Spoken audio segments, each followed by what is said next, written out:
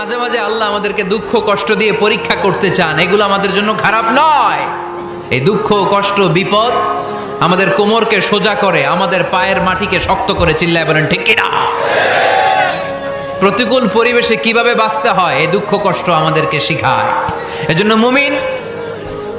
মুমিন বান্দার বৈশিষ্ট্য হচ্ছে দুঃখ কষ্ট বেদনা জ্বালা এগুলোতে সে আপসেট হয় না, সে হাল ছেড়ে দেয় না, সে ভরসা রাখে একজনের উপর। চিল্লায় বলতে হবে তিনি কে?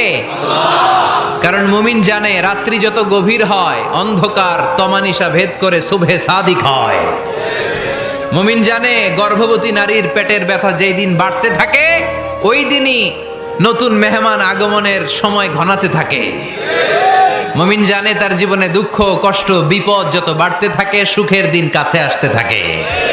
এজন্য মুমিনের হারাবার কিছু নেই। ফা ইন্নামা আল উসরি ইউসরা, ইন্নামা আল উসরি ইউসরা। নবী হে, কষ্টের পরেই আছে আনন্দ, দুঃখের পরেই আছে সুখ। আপনি সমস্যায় পড়েছেন, ওই সমস্যার সমাধানও আছে না নাই? এই পৃথিবীতে এমন কোন সমস্যা আছে যেটা সমাধান নাই? কথা বলেন। সমস্যা তৈরি করেছে কে? আবার সমাধানও দিয়েছে কে? Allah doesn't create a lock without its key. Allah কখনো চাবি না বানাইয়া ওইটার তালা বানায় নাই। কথা কন। তালাও যেহেতু আছে ওই তালার চাবিও বানিয়েছে কে? মা আনজালাল্লাহু দাআন ইল্লা আনজালাল্লাহু লাহু শিফা।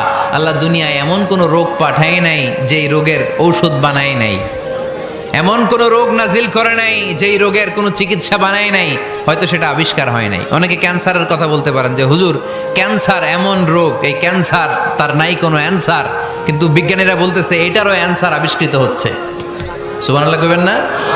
কিছু কিছু ক্ষেত্রে হয়েও গিয়েছে। এজন্য দুঃখের পরেই আছে সুখ, কষ্টের পরেই আছে আনন্দ। এই দুনিয়াটাই এরকম, কষ্টের পরই আনন্দ। দেখবেন তারাবির নামাজ 20 রাকাত পড়তে কষ্ট লাগে না?